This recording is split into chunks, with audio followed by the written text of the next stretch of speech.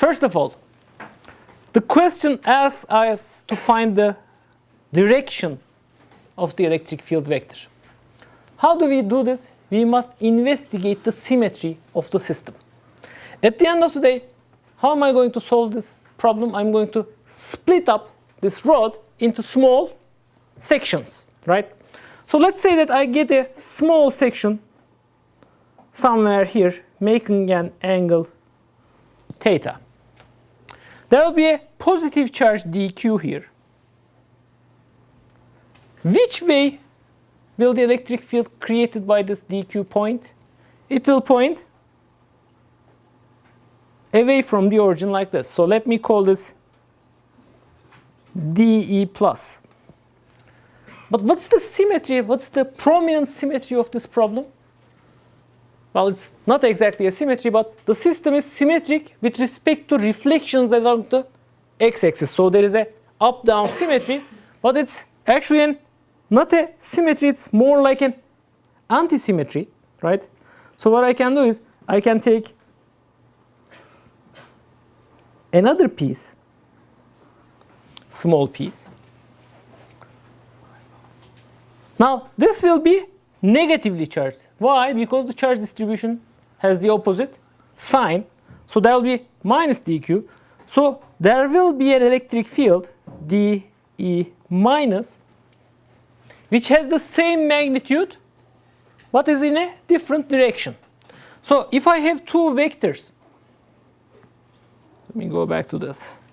If I have two vectors, dE plus, which makes an angle theta, and dE minus, which makes an angle theta like this, the sum of these two will point in the minus y direction. So E dE, which is going to be dE plus and dE minus, will be in the minus j hat direction. So I can answer the first part saying E points in the minus j hat direction. How many of you found this answer? Wow, okay, good. I'm impressed. Wonderful. Now let's go ahead and actually calculate the value of this field. Okay, I need the y component of the electric field. So let's redraw this.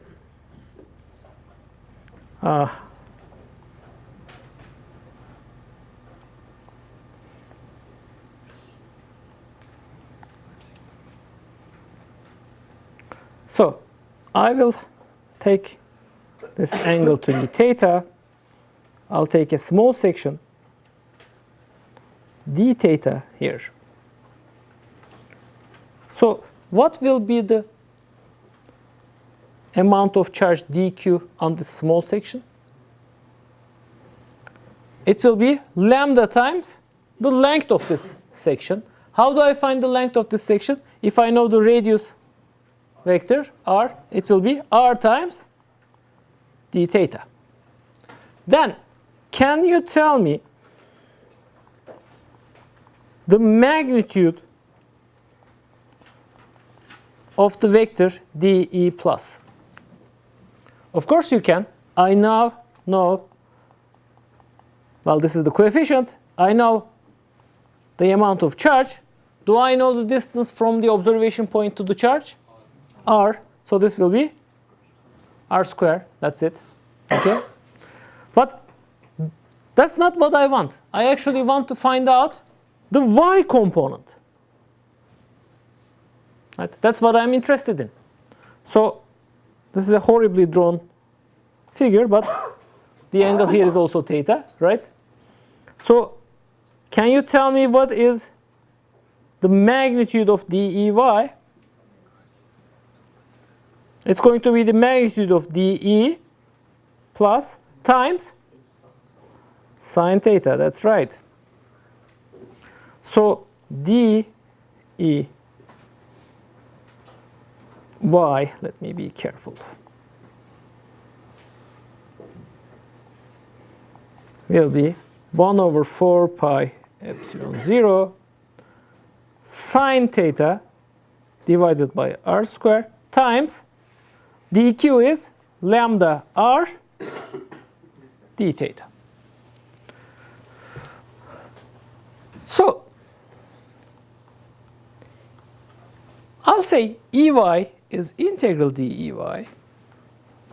So I'll write 1 over 4 pi epsilon 0 sine theta. 1 power of r is cancelled, so this is r. And I have lambda here times d theta. But I've actually done all this derivation assuming there is a plus charge. So I basically did it only for the upper part of the arc, right? So what should be the upper and lower limits for my angles? From 0, I start from 0 and I go all the way to pi over 2. This is created only by the upper part. So lambda over 4 pi epsilon 0 r. What's the integral of sine theta? Minus cosine theta. Great. At pi over 2 and 0. Cosine pi over 2 is 0. Cosine 0 is 1. Okay? So minus minus. Let's be careful here. Okay, yes, 1. So Ey is lambda over 4 pi epsilon 0 r. But is that the final answer I'm looking for? This is only half the answer. I know that the lower part is going to contribute exactly the same amount of Ey, right? Does everyone get the logic here? Any questions? Nope. So total E field magnitude will be 2 times this Ey, which is going to be lambda over 2 pi epsilon 0. Let's do our usual checks. Did I reach my goal? Let's see. I was given lambda and r in the problem. I expressed my result in terms of lambda, r, and epsilon 0, which is a universal constant. So I'm fine. How about the units?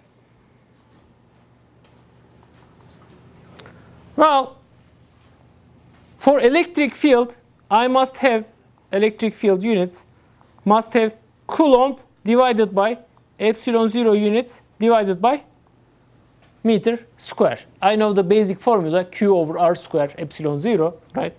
And here what do I have? I have lambda. What was the unit for lambda? Coulomb per meter. Coulomb per meter. So overall, lambda divided by epsilon 0 r has units of electric field, which was Newton per Coulomb. Okay? So the units check. Okay? Do you understand how I quickly check the units? I don't worry about the unit of epsilon 0. I know that it has to be multiplied by Coulomb by meter square. That's what I'm checking only. Good. Any limits one can think of here? Yes?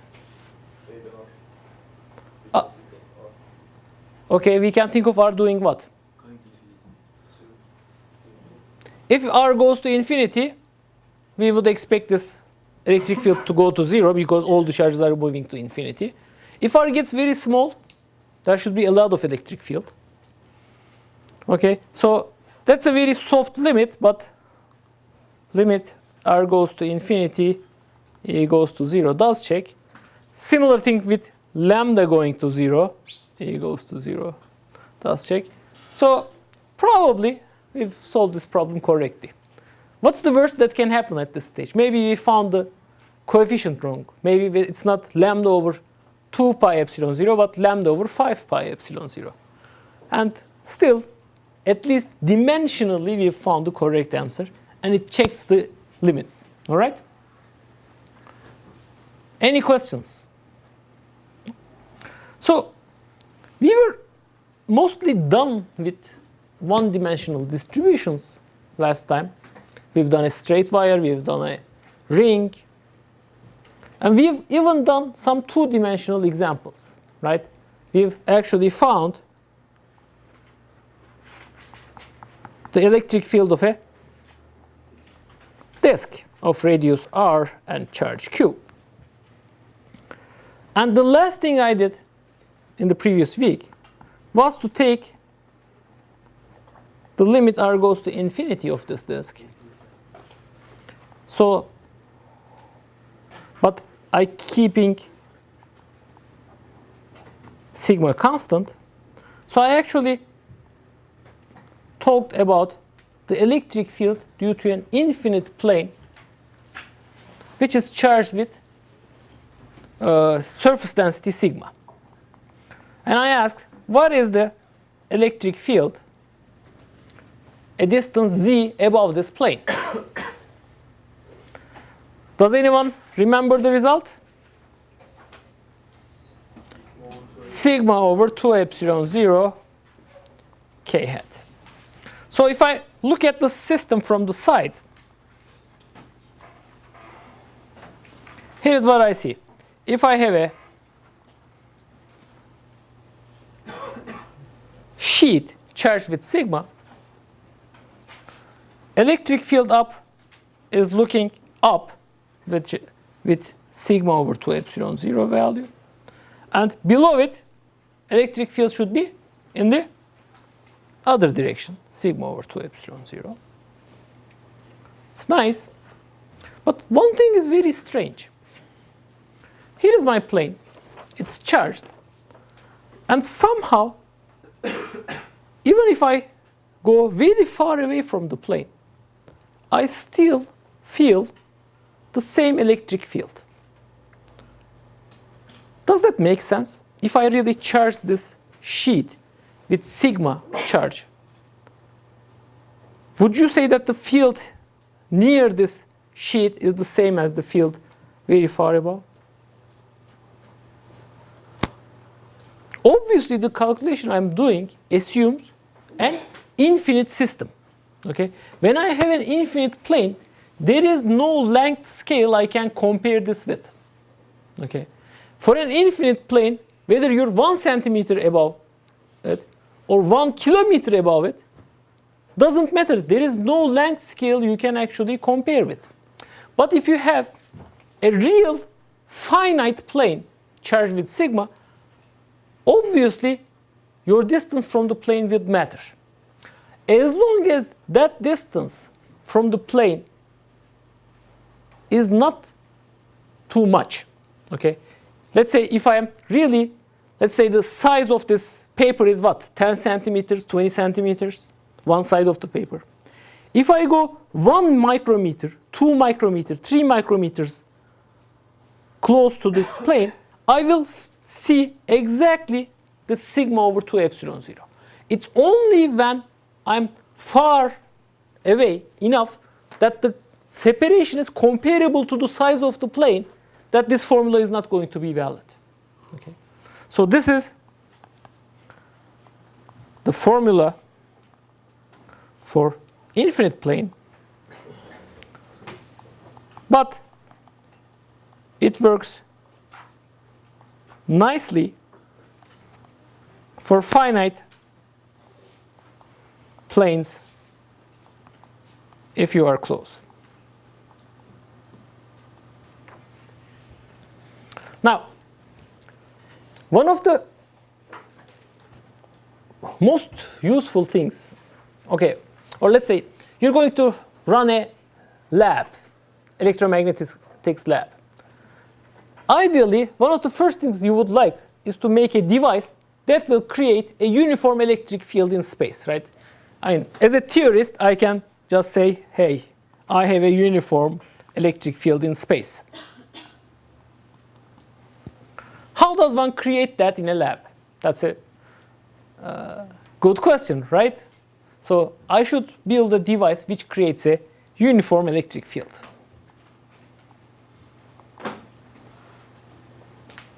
And it turns out it's actually quite simple. You take a large enough plane, you charge it with charge sigma, and not too far away from it, you take a second plate and charge it with minus sigma. Now, if these two plates are infinite, really, and again, I'm looking at the system from the side, what would I see? Here is my red positively charged plate, and here is my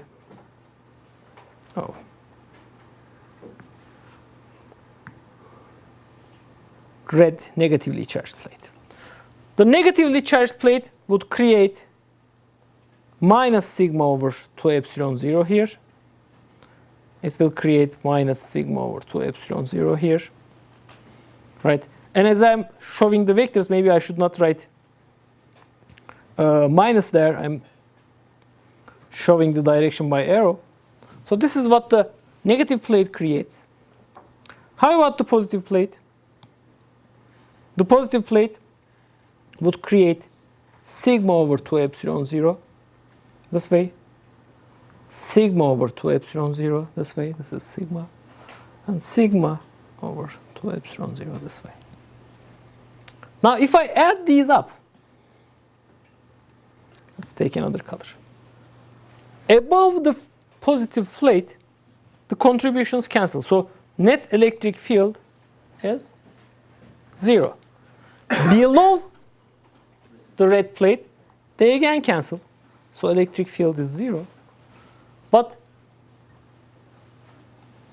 in the middle, I have sigma over epsilon 0 uniform E field.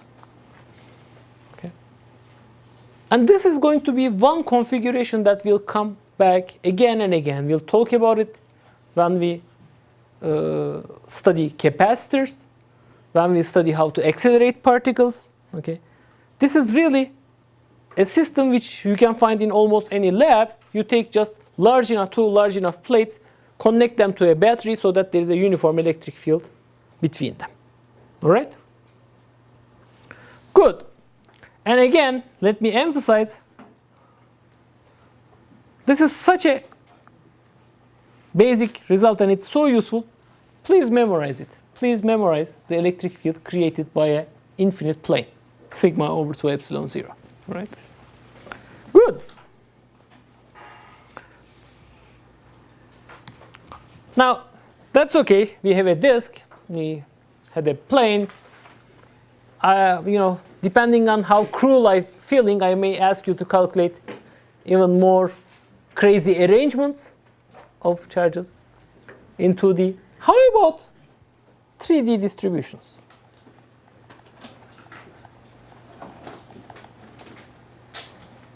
How would I calculate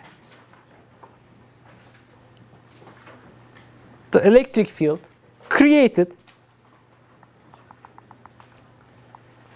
by a sphere that's actually uniformly charged inside?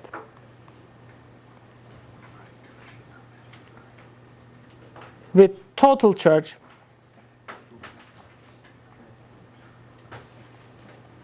Q.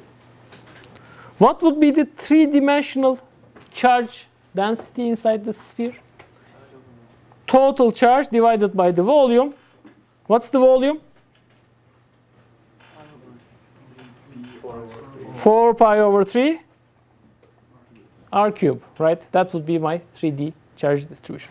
So how would you calculate the electric field, say,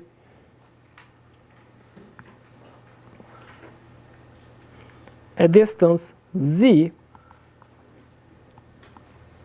away from the center of the sphere? First of all, which way would the electric field point? By symmetry, it will always point away from the sphere, right? There is spherical symmetry, there is rotational symmetry. So the electric field will point like this. But how would you calculate it? And how did we calculate the field of a disk? We broke it up into rings. So, I mean, we could do the following. We could certainly calculate or look up, if you want, the field of a ring. From there, we could take this disk to be made up of rings and do the integration and find the disk electric field. And the third step will be to actually calculate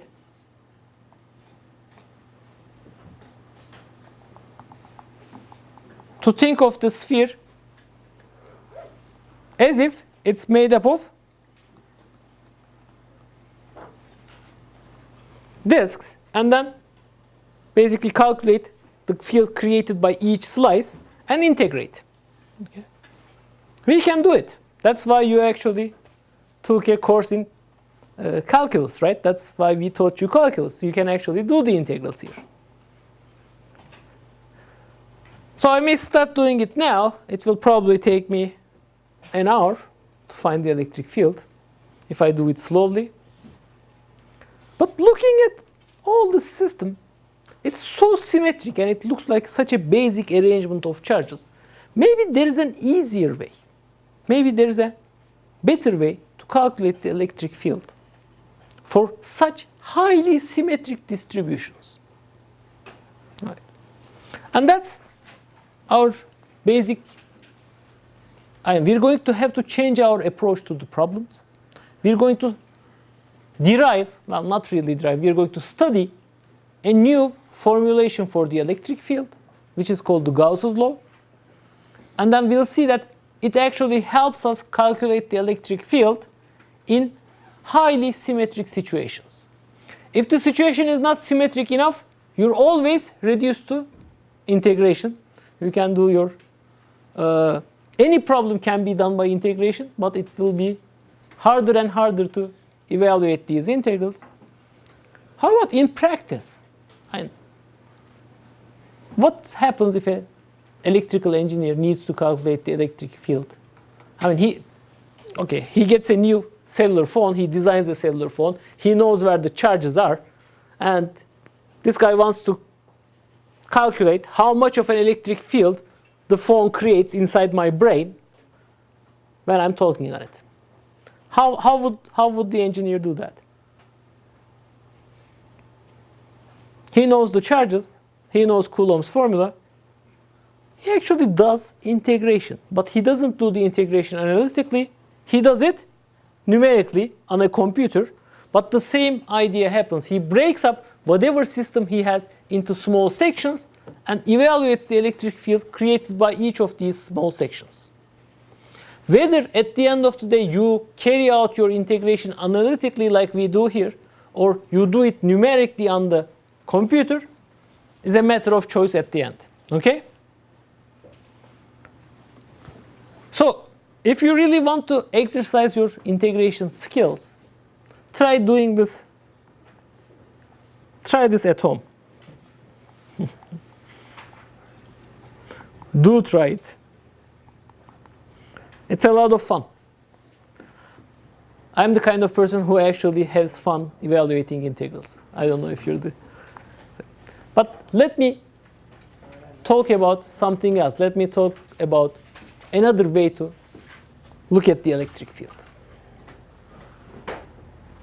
And for that, I'll introduce a new concept. Electric flux. And for that, I'll do this not mathematically precise first. I'll tell you the physical content of what electric flux is first. Do you remember our definition of field lines? for example, if I had a plus 2q charge here and a minus q charge here, what do the field lines look like? Well, field lines must start either at infinity or on a plus charge, right? So they start at 2q, they go here. So I have 2q charge here and minus q charge here. If I am consistent, the electric field density near 2q charge must be twice that of the electric field density at minus q. And what was the electric field density in this visualization? What was it proportional to? It was proportional to the density of lines. So if I actually drove, let's say, 8 lines coming out of 2q, how many lines should be coming into minus q? 4. Only 4 should be coming into minus q, right? Because the density of lines is proportional to the electric field density there. So I think only 4 are coming here. But 8 lines left 2q, 4 ended up minus q. Where did the other 4 go? Lines cannot just stop. They must go to infinity. That's right. So this is what is going to happen. This is what I will probably have.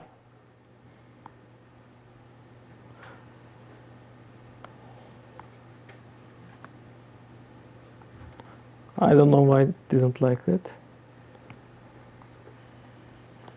So these lines would go to infinity. Now, here comes an interesting observation. Let me define a new concept. I'll say my new physical variable is electric flux. And if I take any surface, because this is a two-dimensional drawing, electric flux is the number of field lines crossing a surface.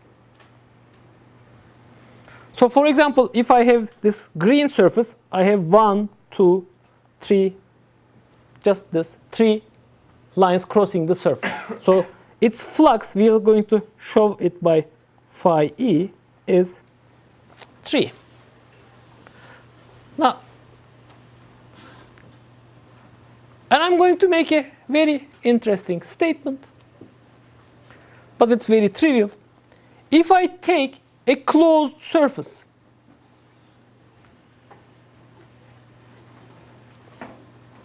the number of lines that are going in must be equal to the number of lines that are going out if there is no charge in this region.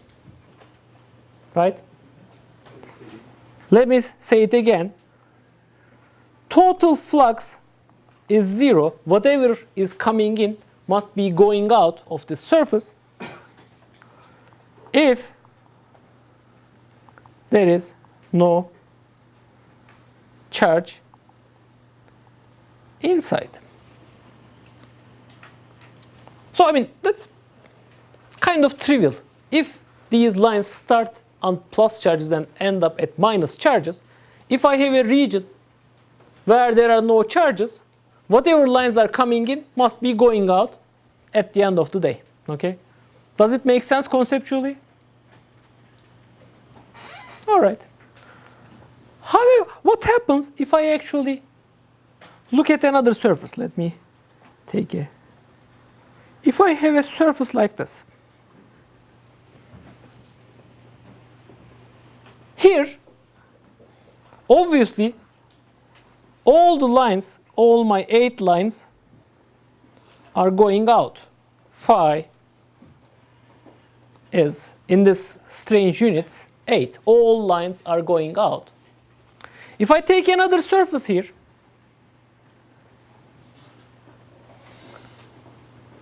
phi is what? 4, but all 4 are going in, so I'll write it as minus 4. How about a surface like this? I'm running out of color, so I'll.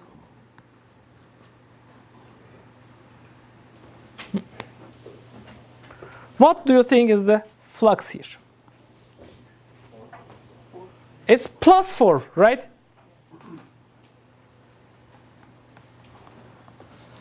So, if you think about it, because these lines can only start at plus charges and end up at minus charges, if I have a closed surface, the number of lines going out of this surface is proportional to the total charge inside.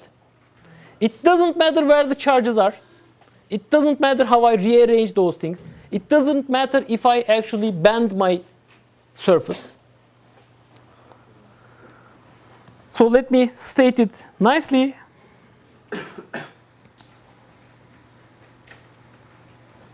What happened to my nice colors? Okay. Number of lines going out of a closed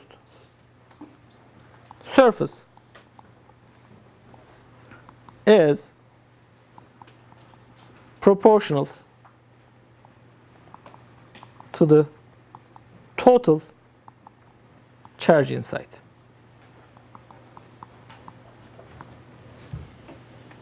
So I haven't made a super, I haven't said something super crazy. It's just the way we introduced field lines. But the way I stated these things, this is the physical insight about Gauss's law. I have to make this mathematically more precise. First of all, I need to write down a formula for this strange quantity I defined, the number of field lines crossing a surface. Okay. And now that's the next thing I'd like to do. A better definition of flux is, if I have an electric field, a uniform electric field E, and if I take a surface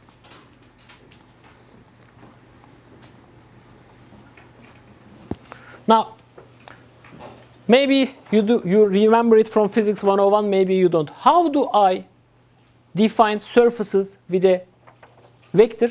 What was the way? I take a vector which is perpendicular to the surface, right?